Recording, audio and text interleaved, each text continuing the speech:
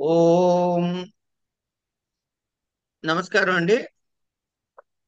మనము ప్రస్తుతము సమాస ప్రకరణాన్ని చూస్తున్నాం.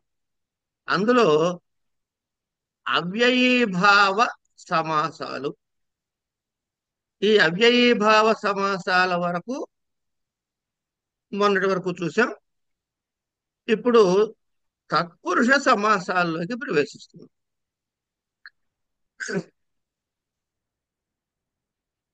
మొట్టమొదటి సూత్రము ఏంటది? తత్పురుష. 2:1:22 సూత్రం. తత్పురుష ఇది అధికార సూత్రము.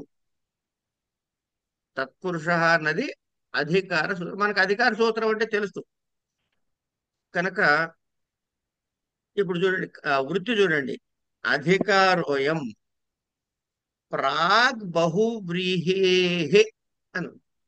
అంటే బహువ్రీహి సమాసము అనే సమాసం ప్రారంభం కావడానికి ముందు వరకు ఉన్నటువంటి ప్రాగ్ బహువ్రీహి అనేటటువంటి మళ్ళీ సూత్రం వచ్చే వరకు, దాని ముందు వరకు ఉన్న మొత్తానికి ఈ అధికారం ప్రవర్తిస్తుంది.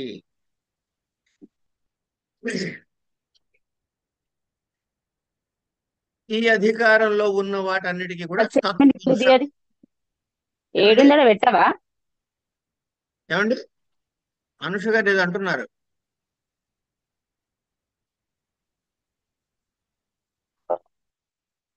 సరే, మనని కాదు.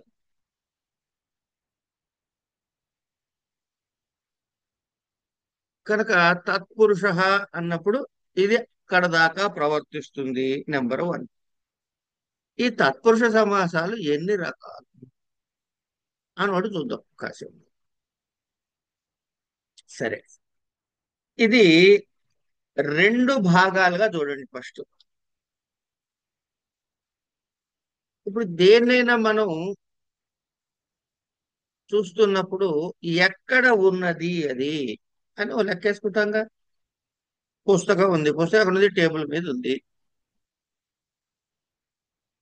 ఏమండి?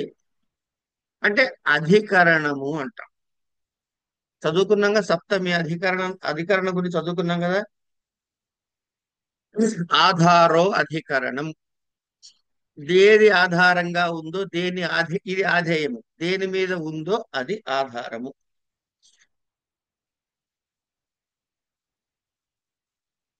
అయితే సమాసము అన్నాం కదా. సమాసం అంటే ఎన్ని పదాలు ఉండాలి? కనీసం రెండు పదాలు ఉండాలి. అవ్యయ భావంలో ఒక అవ్యయము లేదా అవ్యయ స్థితికి వచ్చేటటువంటి పదాలు వచ్చాయి.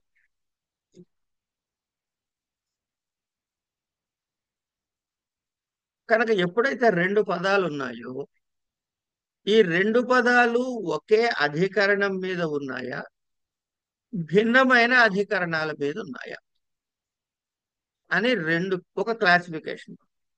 సో భిన్నమైన అధికరణాల మీద ఉన్నట్లయితే దానిని వ్యధికరణము అంటాం.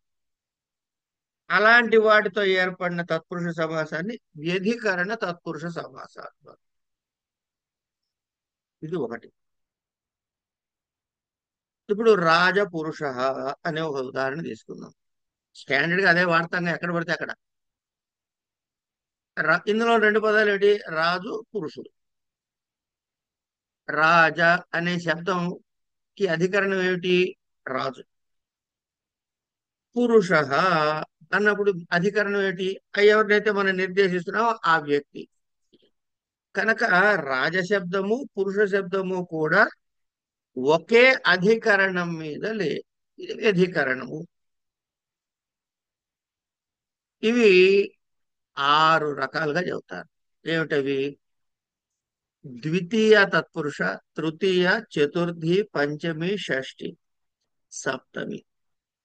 ఈ ఆరు. ఇది కాకుండా ఏకదేశీ అని ఇంకోటి ఉంది. దీన్నే ప్రథమ తత్పురుష అని కూడా అంటారు. ఇవి వ్యధికరణ తత్పురుషకి ఉదాహరణ. ఇక నీలోత్పలం అన్నారు. నీలంచ తదుత్పలంచ నీలోత్పలం. ఇక్కడ నీలం రంగు ఎక్కడుంది? ఆ ఉత్పలం మీద ఉంది. ఉత్పలం ఎక్కడుంది? ఉత్పల శబ్దం ఏం చెప్తుంది? ఉత్పలాన్ని సూచిస్తుంది. ఇది సమానాధికరణం. ఒకే అధికరణం మీద ఈ సమస్త పదం ఏర్పడినటువంటి రెండు పదాలు, రెండు లేక తద్భిన్నమైన పదాలు అన్ని కూడా, అంతకన్నా ఎక్కువగానే. కనీసం రెండు ఉంటాయిగా కనుక రెండుని చెప్పుకుందాం. ఎందుకంటే రామలక్ష్మణ భరత శత్రుఘ్నులు అనేట్టుగా మరి ఎట్లా అని వస్తుంది అందుకని. ఆ, కనుక ఇది సమానాధికరణం.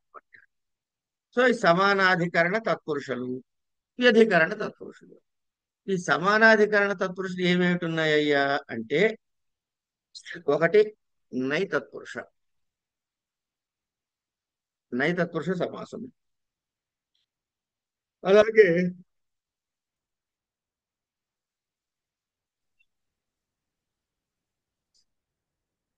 ఆ గతి సమాసము, ప్రాది సమాసము, ఉపపద సమాసము, ఇట్లా అనేకమైన రకాలుగా వచ్చినప్పుడు చూద్దాం ఒక్కొక్కటి. వీటికే కర్మధారయ అనే పేరు కూడా చెప్తాం. అంటే సమానాధికరణ తత్పురుషకి ఇంకో పేరు ఏమిటి?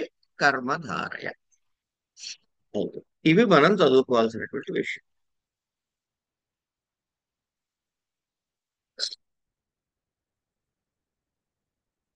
ఇక్కడ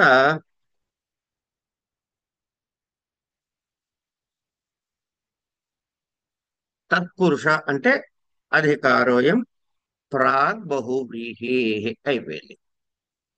ఈ తత్పురుష అనేది ఏ అధికారంలో ఉంది?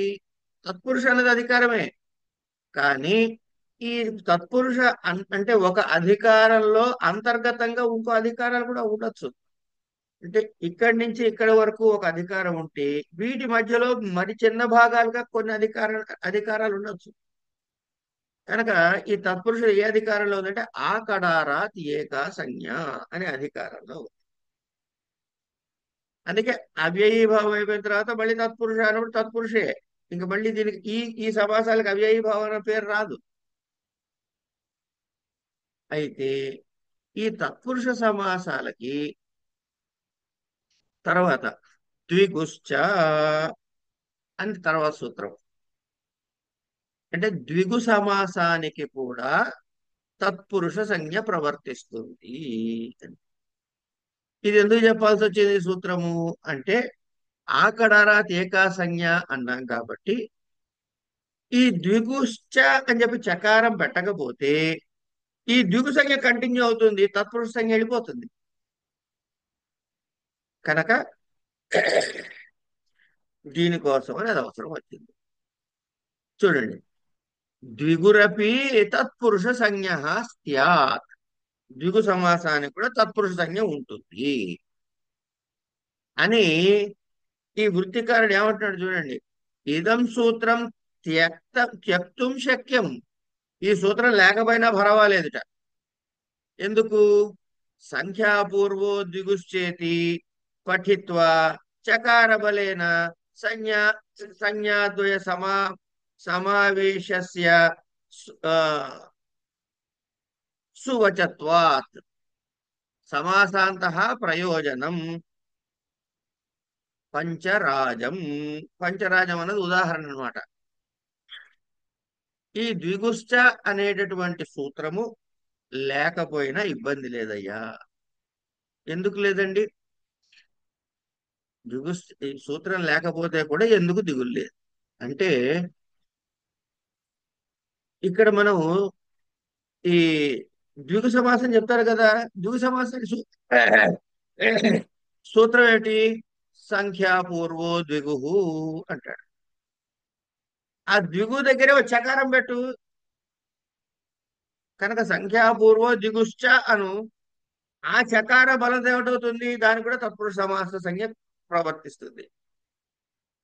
కనుక ఇది అవసరం లేదు అని ఒక అభిప్రాయం. దాని మీద విషయం తెలుసుకోవడం కోసమే.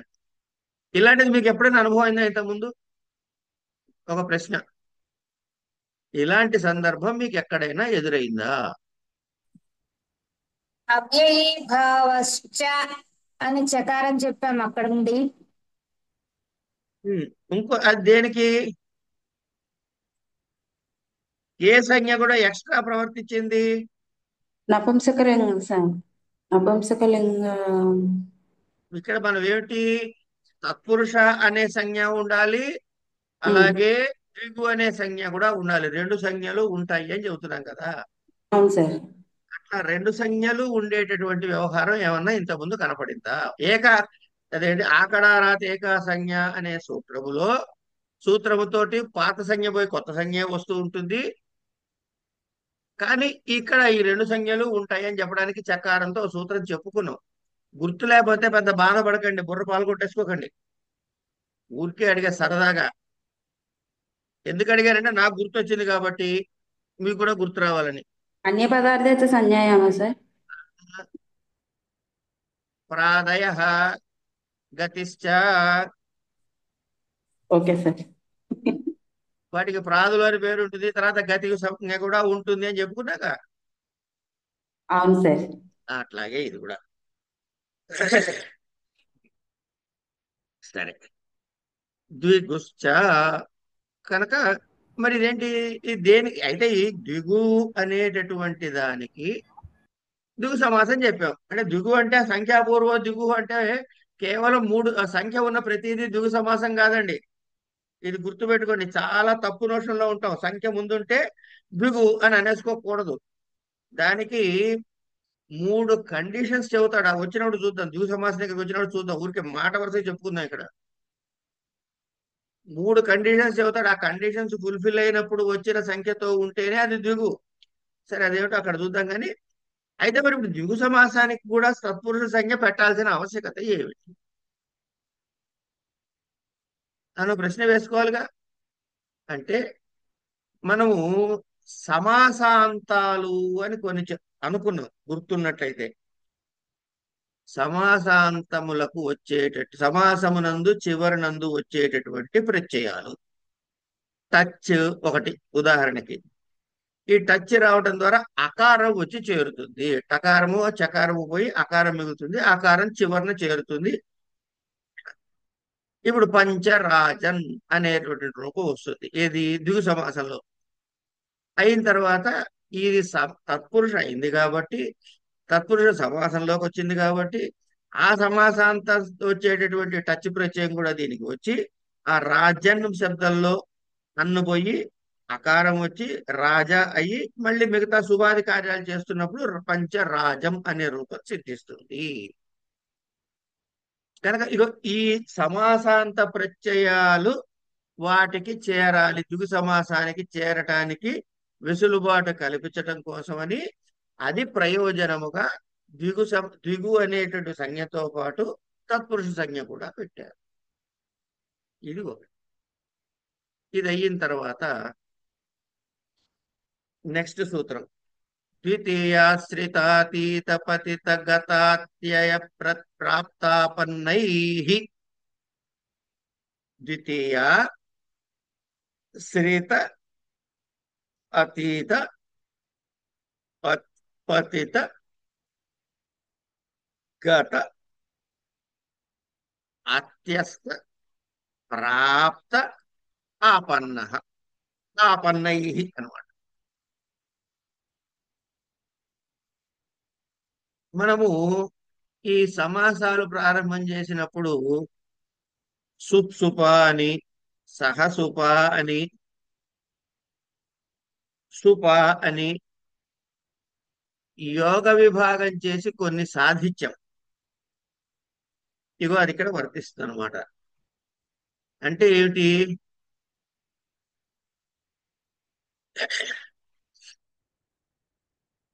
ద్వితీయాంతమైనటువంటి ద్వితీయాంతమైనటువంటి శ్రిత ఇత్యాది ప్రకృతికములైనటువంటి సుబంతముల చేత సహా వా సమస్యతే స తత్పురుష అన్నాడు. వా అని ఎందుకన్నారు? తత్పురుష సమాసాలు ఎప్పుడు కూడాను వా అని ఉంది. ఎందుకు అంటే సమాసం చేయాలంటే చేయొచ్చు, లేకపోతే లేదు. రాజుగారు తాలూకు అండి అనొచ్చు, రాజమనిషి అయ్యా అని కూడా అనొచ్చు, రాజపురుష అనొచ్చు, రాజ్ఞ పురుష అని విడివిడిగా కూడా చెప్పొచ్చు. దోషమేం లేదు.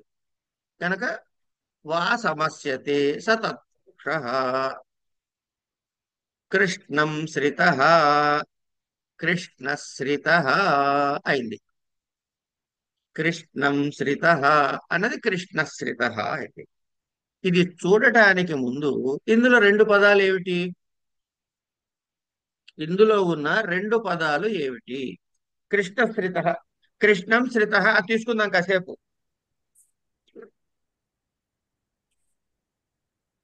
కృష్ణాశ్రిత సార్. ఆ,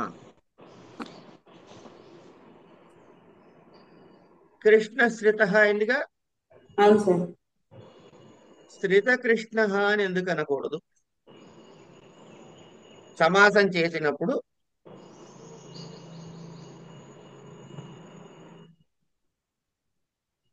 అక్కడ ద్వితీయ విభక్తి పదం అన్నారు కదా సార్. అక్కడ అయితే విభక్తి పదం ఒకటి సార్. తర్వాత పర్టికులర్ గా ఇక్కడ శ్రిత శబ్దము అక్కడ ఉంది కాబట్టి అది ప్రథమా విభక్తిలో కనిపిస్తోంది.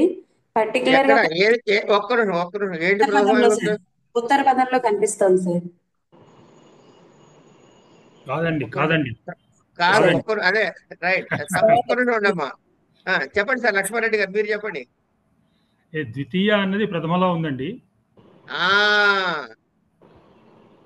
మీరు చూడాల్సింది ఇచ్చిన పదాల్లో ఏది ప్రథమలో ఉన్నది కాదు, సూత్రములో ఏది ప్రథమ విభక్తిలో ఉన్నది చూడాలి. అవును. ఇప్పుడు సూత్రాన్ని చూడండి.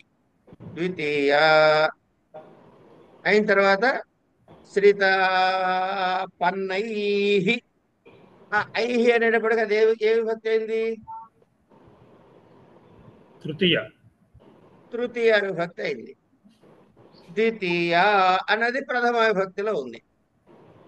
కనుక సూత్రములో ఏదైతే ప్రథమలో చెప్పబడిందో దానికి ఏ సంజ్ఞ వస్తుంది?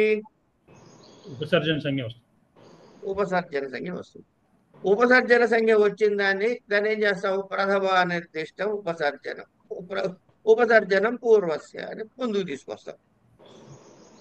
కనుక ఇక్కడ ద్వితీయ విభక్తిలో ద్వితీయ అనే పదము ఇప్పుడు ఇచ్చినటువంటి కృష్ణం శ్రిత అనేటటువంటి విగ్రహ వాక్యంలో ద్వితీయ విభక్తి శబ్దం ఏది? కృష్ణం. కాబట్టి ఆ ద్వితీయ విభక్తి యొక్క ప్రత్యయం పోయి కృష్ణ అనే ప్రాతిపదిక మిగిలి ఈ శ్రిత కలుస్తుంది.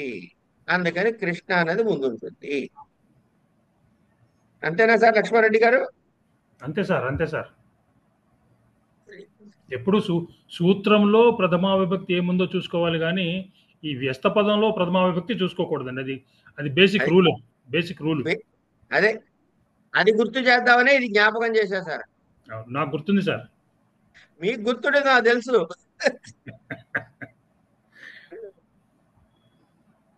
అసలు మనం అనుకున్న లెక్క ప్రకారం సమాజ ప్రకరణం మీరు చెప్పాలనుకున్నాం. అయ్యయ్యో, అనుకున్నాం లేదా మనం? ఏది లేదు, అది ప్రైవేట్ డిస్కషన్ అండి, పబ్లిక్ చేయకండి సార్. ఇప్పుడు కూడా మీరు కంటిన్యూ చేయొచ్చు, నాకు హ్యాపీగా వింటా. లేదు లేదు లేదు. Okay, anyway. కనుక ఇప్పుడు దీనికి ఒక్కొక్క దానికి ఉదాహరణ ఇస్తున్నారు. ఏమిటది?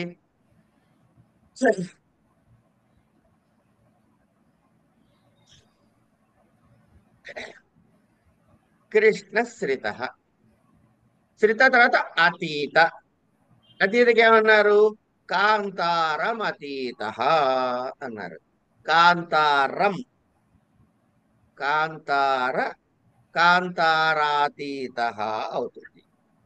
పతిత, నరకం పతిత, నరక పతిత. శ్రిత అతీత పతిత గత, గ్రామం గత, గ్రామగత. మళ్ళీ వివరించట్లేదండి, మీకు అర్థమైంది కాబట్టి. కృష్ణం శ్రిత, కృష్ణుని ఆశ్రయించుట. ఏమండి? గ్రామం గత, గ్రామగత. అత్యస్త, తరంగానత్యస్త, తరంగాత్యస్త. ప్రాప్త ప్రాప్త సుఖం ప్రాప్త సుఖ ప్రాప్త ఆపన్న సుఖమాపన్న సుఖాపన్న దుఃఖాపన్న ఇట్లాంటివన్నీ వస్తూ ఉంటాయి. ఇది ఇక్కడికి ఏమైంది? శ్రిత అతీత పతిత గత అత్యస్త ప్రాప్త ఆపన్నై. మీకు ఈ మొత్తం గుర్తుంటే పరీక్షలో రాయండి, లేకపోతే ద్వితీయ శ్రిత 3 చుక్కలు ఆపన్నై అని రాయండి, దిగులు లేదు. నోటికి చేయగలిగి ఎన్ని ఉన్నాయి? శ్రిత అతీత పతిత గత అత్యస్త ప్రాప్త 6, ఆపన్నై 7 అంశాలు ఉన్నాయి. ఈ 7 అంశాలు గుర్తుంటే రాయండి, లేకపోతే చుక్కలు పెట్టండి. తర్వాత దీనిలో ఒక వార్తిక ఉంది. ఏమిటది? గమ్యాదీనాముపసంఖ్యానం అన్నది వార్తికం. గమ్యాదీనా ఉపసంఖ్యానం, గమ్యమానమైనటువంటి గమి ఈ పదాలు. గ్రామం గమి అంటే వెళ్ళబోయేవాడు అని, వెళ్ళాడని కాదు, వెళ్ళేవాడు అని. గ్రామం గమి, గ్రామ గమి. అన్నం బుభుక్షు, అన్న బుభుక్షు. ఈ 2 ఉదాహరణలు ఇచ్చారు మనకి. ఇవి ద్వితీయ అనేటటువంటి ద్వితీయాశ్రిత ఇత్యాది అయినటువంటి దానికి ఉదాహరణ.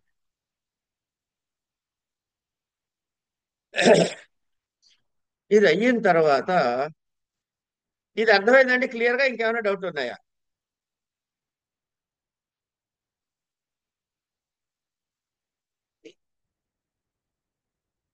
హలో, అర్థమైందండి, అర్థమైందండి. ఓకే. ఇక్కడ నెక్స్ట్ సూత్రము స్వయం తేనా. స్వయం తేనా అని.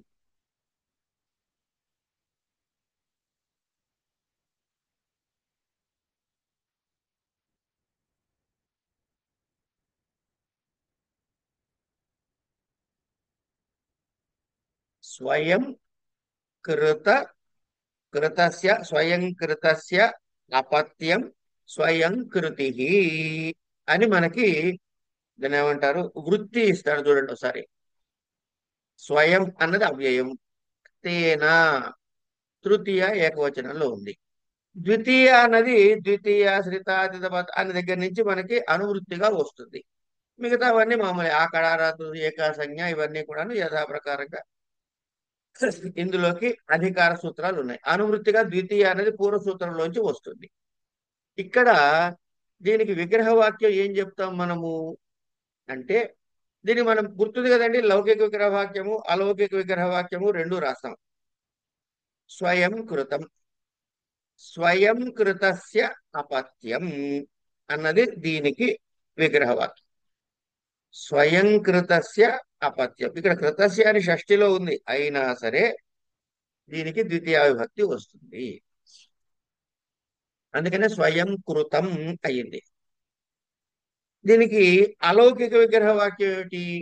స్వయం ప్లస్ సు. ఎందుకు? స్వయం అన్నది అవ్యయం కాబట్టి. కృత సు స్వయం తేన అనే సూత్రము చేత ఇది వస్తుంది. ఇక్కడ మనకి మోనుస్వార వా పదాంతస్య అనే 2 సూత్రాలు అధికముగా ప్రవర్తిస్తాయి. ఏది? ఈ స్వయంకృతం అనేటటువంటి రూపసిద్ధిలో. ఈ స్వయంకృతం అనే రూపసిద్ధిలో మోనుస్వార వా పదాంతస్య అనే 2 సూత్రాలు ప్రవర్తిస్తాయి. ఇవి మీకు ఎక్కడ ప్రవర్తిస్తాయి, ఏ స్టేజ్లో రాయాలి అనేది కన్ఫ్యూజన్ వస్తుంది అని మీకు అనుకున్నట్లయితే దీన్ని ఎక్కువ వర్రీ పడకూడదు మనం. మరి ఏం చెయ్యాలండి అంటే, మన ఫార్మాట్ ఉంది కదండి, గుర్తుందా ఫార్మాట్? గుర్తుందండి. ఏమిటి? హరౌ అనే లౌకిక విగ్రహ వాక్యమునందు హరి ప్లస్ అధి ప్లస్ అను అలౌకిక విగ్రహ వాక్యమునందు తర్వాత అవ్యయం విభక్తి సమీప అనే దగ్గర ఇక్కడ ఏం చెప్తాము? ఇక్కడ స్వయము, ఇవన్నీ చెప్పేసి తర్వాత అవ్యయం విభక్తి సమీప మొదల సూత్రము చేత అనకుండా స్వయంకతేన అనే సూత్రము చేత అని మారుస్తాం. తత్పురుష సమాసము చేయగా, అవ్యయీభావ సమాస స్థానంలో తత్పురుష సమాసము చేయగా లేదా కర్మధారయ సమాసము చేయగా అని చెప్పి తర్వాత ఏమిటి, దీనికి ప్రాతిపదిక సంజ్ఞ ఇవ్వాలి ఇప్పుడు. అందుకని కృత్ తద్ధిత సమాసశ్చ అనే సూత్రము చేత సమాసమునకు ప్రాతిపదిక సంజ్ఞ చేయగా. ఇవన్నీ కూడా ఏ అక్షరము మారట్లేదండి. మారేదేమిటి, హరవ్ అనే లిక్ విగ్రహ వాక్యం దగ్గర తీసేసి మనం ఏం చేస్తున్నాము,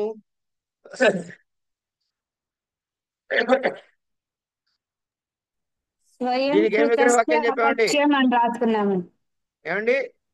స్వయం కృతస్య అపత్యం రాసుకున్నామండి. స్వయంకృతస్య అపత్యం అన్నది అను లౌకిక విగ్రహ వాక్యమునందు స్వయం సుకృతాసు అనేటటువంటి అలౌకిక విగ్రహ వాక్యమునందు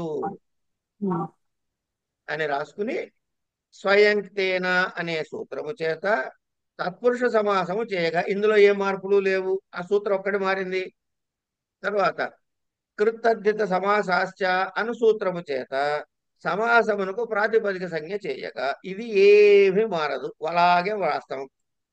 తర్వాత దీనికి ఏం చేయాలి, సుప్పులకి పైన సుప్రత్యయాలు ఉన్నాయి, అవి లుక్కు చేయాలి. కనుక దానికి వచ్చే సూత్రం ఏమిటి, సుపోధాతు ప్రాతిపదికయో సార్. యా, సుపోధాతు ప్రాతిపదికయో అనే సూత్రము చేత సుప్రత్యయములకు లుక్కు చేయగా ఏం మిగిలింది ఇప్పుడు, స్వయము కృత కృత. మిగిలింది. స్వయం కృత అని మిగిలింది. కనుక స్వయం ప్లస్ కృత అనే రూపము ఏర్పడగా, ఏమండి ఇక్కడ ఇది అవ్యయం ఉంది. అవ్యయం ఎప్పుడు స్వయం తేన, తేన అన్నది తృతీయలో ఉంది, స్వయం అన్నది ప్రథమలో ఉంది. అవ్యయం ఎప్పుడు మనం దాన్ని ప్రథమ విభక్తిగానే తీసుకుంటాం రూపం. ప్రథమానిర్దిష్టం సమాస ఉపసర్జనం అనే సూత్రము చేత స్వయానికి ఉపసర్జన సంజ్ఞ ఉపసర్జన సంజ్ఞ చేయగా, వేస్తాం. ఉపసర్జనం పూర్వ అనే సూత్రము చేత ఉపసర్జన పూర్వ నిపాత చేయగా, అండ్ ఇక్కడ పూర్వ నిపాత అంటే ముందే ఉంది కదండి అని అంటే మనకి వర్షం పడుతుందండి. ఎక్కడ పడుతుంది, పొలాల్లోనూ పడుతుంది, కొండల మీద పడుతుంది. వర్షం పట్టం లెక్క. కనుక ఈ సూత్రం ప్రవర్తించింది, అది ముందుండినే గాక ఉంది, అయిపోయింది. అప్పుడు ఏం ఏర్పడింది, స్వయం కృత అనే రూపం ఏర్పడింది. ఇక్కడ వరకు ఏమీ లేదు, కాపీ కొట్ట పైనుంచి కింద చూస్తూ కాపీ కొట్టవచ్చు. ఇక్కడ శుభాది కార్యములు చేయగా అన్నాం. ఈ శుభాది కార్యాలు చేసేటప్పుడు దీనిలో రెండు సూత్రాలు ఎక్కువగా ప్రవర్తిస్తాయని చెప్పాం కదా. ఏమిటవి, మోనుస్వార,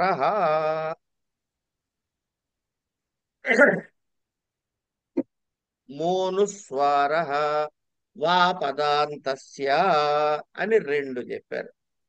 ఈ రెండు సూత్రాలు ఈ యాక్చువల్ గా మీరేం చేయాలి అంటే స్వయంకృత దగ్గర నుంచి స్వయంకృతం అనేటటువంటి రూపం సిద్ధించే మధ్యలో ఇవన్నీ వస్తాయి. కానీ ఇది ఎక్కడ పెట్టాలో ఏం చేయాలో మీకు తెలియదు. కారణం మనం సుబంత ప్రకరణం చదవలేదు కాబట్టి. అది మీ తప్పు కాదు, మీరు అది చదవలేదు, మీకు అది నేను చెప్పలేదు పోనీ. కనుక ఈ శుభాది కార్యములు చేయగా అని రాస్తే సరిపోతుంది. కనుక ఈ రెండు సూత్రాలు గుర్తు లేకపోయినా శుభాది కార్యములు చేయగా అనొచ్చు. ఒకవేళ ఈ రెండు సూత్రాలు గుర్తున్నాయి అనుకోండి, మోనుస్వార వా పదాంతస్య అనే సూత్రములు కూడా ఇక్కడ ప్రవర్తిస్తాయి. శుభాది కార్యములు చేయగా మోనుస్వార వా పదాంతస్య సూత్రములు కూడా ప్రవర్తించగా స్వయంకృతం అనే రూపం సిద్ధించినది, అయిపోయింది. క్లియర్ అయిందా కాలేదా? అయింది గురువుగారు. సార్. అంటే ఎక్కడైనా అధిక సూత్రాలు వస్తే ఆ అధిక సూత్రాలు వచ్చిన తావుల్లో మీరు శుభాది కార్యములు చేయగా అని రాస్తారే, ఆ శుభాది కార్యములు చేయగా అని రాసే దగ్గరే ఈ మాటలు కలిపేయండి. ఏమని? శుభాది కార్యములు ఆ ఏంటి, శుభాది కార్యములు చేయగా ఫలానా ఈ సూత్రము 2 సూత్రాలు కూడా ప్రవర్తించగా ఈ రూపము ఏర్పడినది. అయిపోయింది. పరీక్షకి ఇంత చాలండి. వ్యాకరణాన్ని శాస్త్రంగా చదువుకుంటున్నప్పుడు మిగతా విషయాలు ఎలా చదువుకోవాలో అప్పుడు అలా చదువుకుందాం. మనం అందరం కలిసి చదువుకుందాం. ఇప్పుడు మాత్రం ఇంతవరకు చాలు. కనుక ఇది ఈ రూపానికి ఇలా వచ్చింది. ఇదే ఫార్మెట్ మీరు అవ్యయీభావానికి వాడారు. ఇదే ఫార్మెట్ మీరు అవ్యయీభావంలో వైకల్పిక సమాసాలకి వాడారు. అపవిష్ణు, ఆముక్తి, సంసార, వీటన్నిటికీ, అభ్యగ్ని, వీటన్నిటికి కూడా వాడారు. ఇప్పుడేం చెప్తున్నాం మనము? తత్పురుషంలోకి వచ్చాం. ఈ తత్పురుషంలో కృష్ణాశ్రిత, ద్వితీయాతీతశ్రిత, అది స్వయం తేన అనే సూత్రం చేత మీకు స్వయంకృతం అనే రూపం వచ్చింది. దీని తర్వాత సూత్రం ఏమిటి? ఖట్వాక్షేపే. ఖట్వాక్షేపే అంటే ఖట్వా ప్రకృతికం ద్వితీయాంతం, ఖట్వా ప్రకృతికం ద్వితీయాంతం త్వాంత ప్రకృతికేన, త్వాంత ప్రకృతికేన సుబంతేన సమస్యతే. ఎప్పుడు? నిందాయా. నింద ద్యోతకం అవ్వాలి అక్కడ. ఖట్వారూఢో జాల్మః. జాల్మః అంటే బద్ధకస్తుడు. అలా ఎప్పుడు వాడు మంచం మీదే పడుకుని ఉంటాడు అనమాట. ఏ పని చెయ్యడు. మామూలుగా పొలానికి వెళ్ళో ఎక్కడికో ఉద్యోగానికి వెళ్ళో అలసిపోయి వచ్చి మంచం మీద పడుకున్నాడు అనుకోండి, ఈ సూత్రం ప్రవర్తించదు. కానీ ఏ పని చేయకుండా తింటం పడుకోవటం, తింటం పడుకోవటం, కనుక ఇట్లాంటి ఖట్వారూఢో జాల్మః అంటారు. ఇది నిత్య సమాసము. నిత్య సమాసోయం అన్నాడు. ఈ మాట ఎందుకు చెప్పాల్సి వచ్చింది అంటే, ఇంతకుముందు చెప్పాడుగా తత్పురుష సమాసాలు మనకి దాన్ని ఏమంటారు? వా అన్నాం అంటే వికల్పంగా చెయ్యొచ్చు అని. దీనికి ఎక్సెప్షన్ ఇచ్చాడు. ఏమిటి ఎక్సెప్షన్? ఇది నిత్య సమాసము. ఎందుకు? నహి వాక్యేన నిందా గమ్యతే. వాడు మంచం మీద పడుకున్నాడు అన్నారు అనుకోండి మీరు, అంటే అక్కడ నింద ఎక్కడ గోచరం అవుతుంది? కావట్లేదు. ఖట్వారూఢ అంటేనే ఆ నింద ద్యోతకం అవుతుంది ఈ సూత్రం వల్ల. అందుకని ఖట్వ, రెండో పదం ఏమిటి? ఆరూఢ.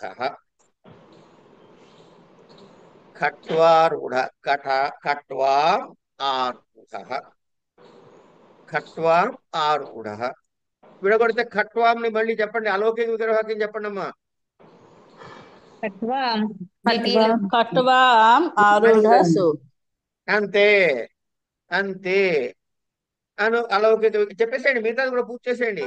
అను అలౌకిక విగ్రహ వాక్యం నందు వెరీ గుడ్. కృత్తదిత సమాసాశ్చాను సూత్రం చేత ప్రాతిపదికత్వం చేయగా. ముందు దాని ముందు ఒక్క స్టెప్ ముందుకి. బాగుంది, కరెక్ట్ గా చెప్తున్నారు, ఏం డౌట్ లేదు. కొంచెం ఒక్క స్టెప్ ముందు చెప్పండి. సూత్రం చెప్పండి. ఖట్వాక్షేపే. ఖట్వాం ఆరూఢసు అనేది అలౌకిక విగ్రహ వాక్యము ఖట్వాక్షేప అనే సూత్రం చేత ఏర్పడగా. ఖట్వాక్షేపే అనే సూత్రము చేత తత్పురుష సమాసము చేయగా. ఖట్వాక్షేప అనే సూత్రం చేత తత్పురుష సమాసము చేయగా. కృత్తదిత సమాసాశ్చ అనే సూత్రం చేత ప్రాతిపదిక సంజ్ఞను విధించగా.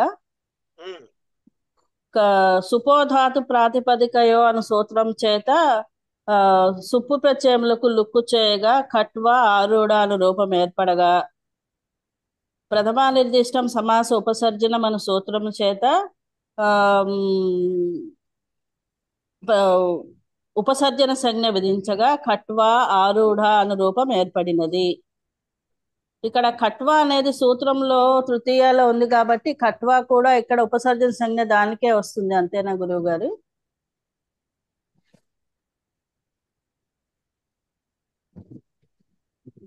ఖట్వా ఏంటన్నారు?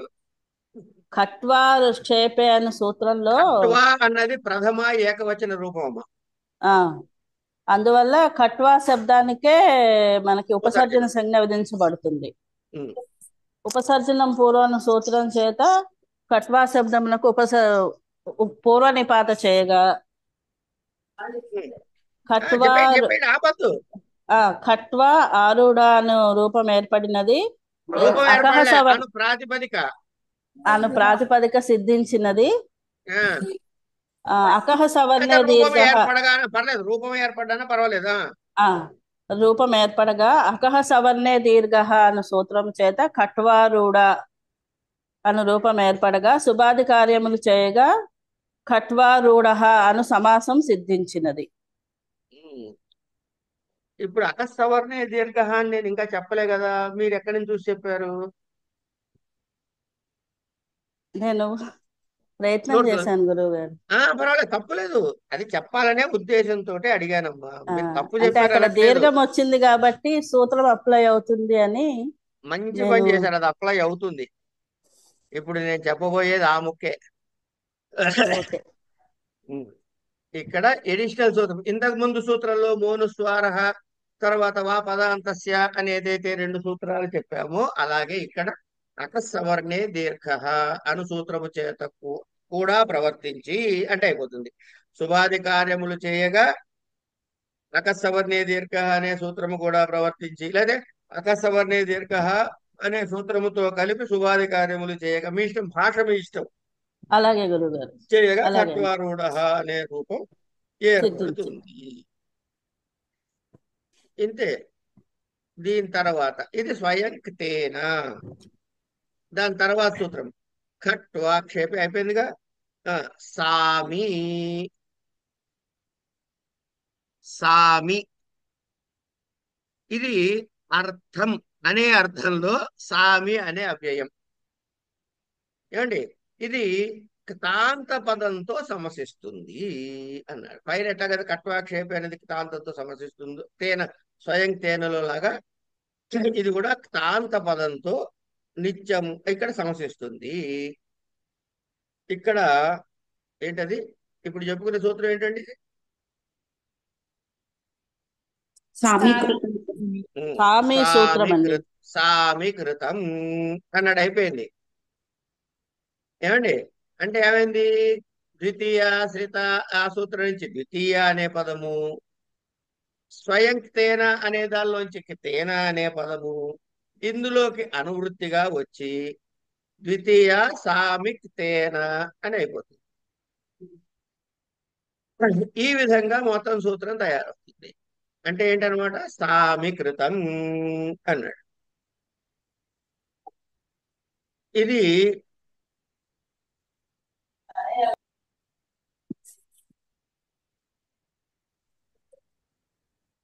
సామి అనేది ఒక అవ్యయం అండి. దీనికి అర్థం ఏమిటి అంటే అర్థం అనేదే అర్థం.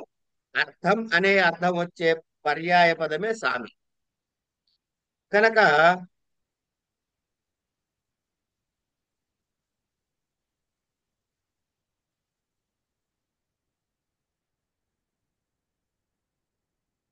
అది కాంతంతో సమసిస్తున్నప్పుడు, సుబంత పదంతో సమసిస్తున్నప్పుడు అది కూడా తత్పురుష సమాసమే అవుతుంది. సామీకృతం,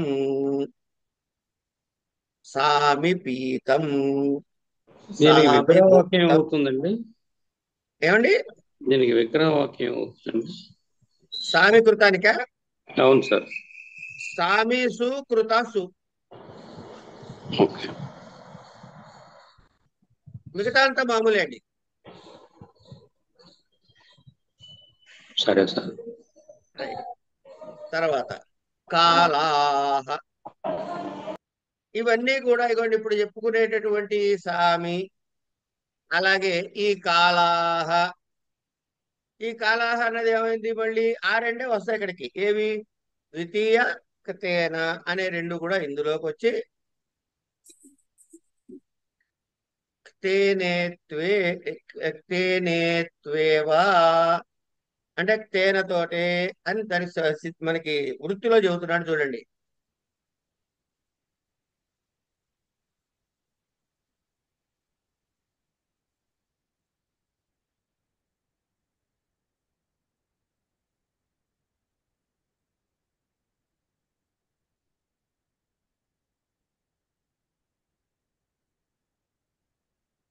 సారీ,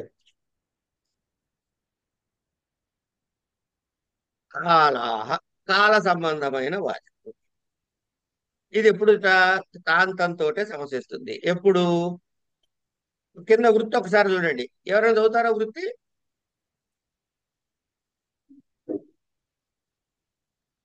అనత్యంత సంయోగార్థం వచనం. ఈ కాలముతో అత్యంత సంయోగము లేనప్పుడు అనత్యంత సంయోగార్థం. ఏమండి? మాస ప్రతిమః ప్రతిపచ్చంద్ర. రెండు ఉదాహరణలు ఇచ్చాడు మనకి. రెండు ఉదాహరణలు ఏమిటవి? మాస ప్రమిత, మాస ప్రమిత. రెండవది ఏంటండి? ప్రతిపచ్చంద్ర. ప్రతిపచ్చంద్ర అంటే ఒక నెల రోజులు పరిచ్ఛిన్నమైనటువంటి. తర్వాత మాసం పరిచ్ఛేత్తు ఆరబ్ధ వాన్ ఇత్యర్థః. ఒక మాస కాలాన్ని సపరేట్ చేస్తున్నాడు. ఇది డైరెక్ట్ గా టోటల్ గా ఈ మాసం అంతా అన్న అర్థం ఎక్కడైనా వస్తుందా ఇందులో? రావట్లేదు. కనుక ఇది అనత్యంత సంయోగము, అత్యంత సంయోగము కానిది. ఈ తాంత్యంతో కాలవాచక శబ్దాలతో ద్వితీయాంతంగా ఉండి తాంతంతో అది సమసిస్తుంది. అది కూడా విభాష వికల్పంగానే సమసిస్తుంది. ఒక్కదాని మాత్రమే నిత్య సమాసోయం అని చెప్పాడు. అదొక్కటి గుర్తు పెట్టుకోండి. అదొక్కటే నిత్య సమాసం కట్వాక్షేప దగ్గర అనుకుంటా.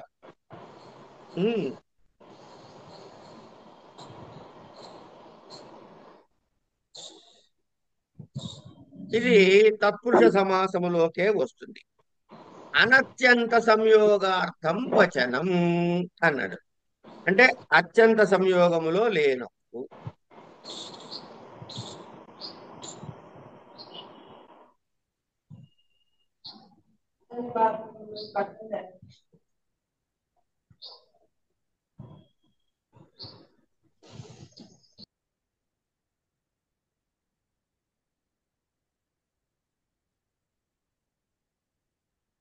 సారీ, అబ్బో,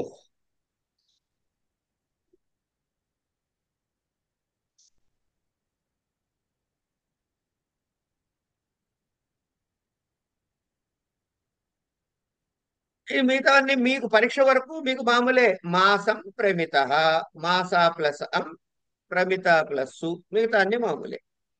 మీకు తెలుసుకోవాల్సింది, గుర్తుపెట్టుకోవాల్సింది ఏమిటి పరీక్ష కోసం అంటే విగ్రహ వాక్యం విడగొట్టుట. లౌకిక విగ్రహ వాక్యము, అలౌకిక విగ్రహ వాక్యం, ఇవి రెండు విడగొట్టుట.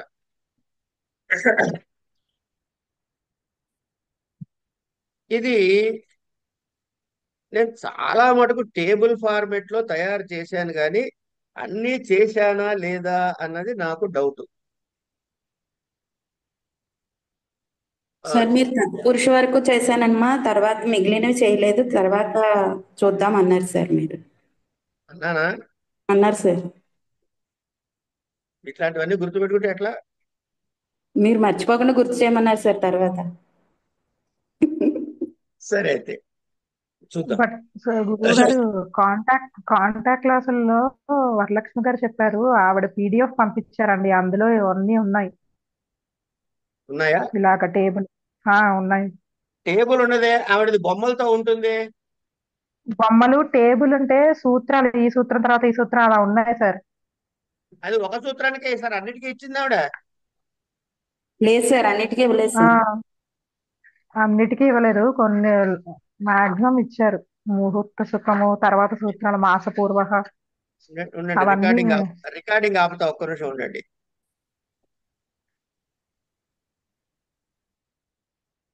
సో ఈ కాలాహన దగ్గర కూడా ఇలాగే వస్తుంది. అంటే దీనికి ఏం వచ్చినప్పుడు, అయ్యో తీసేనా, సరే ఇక్కడికి ఆపుకుందామా, కాలాహ దగ్గర ఆపుకుందాం, తర్వాత సూత్రం నుంచి రేపు చూద్దాం.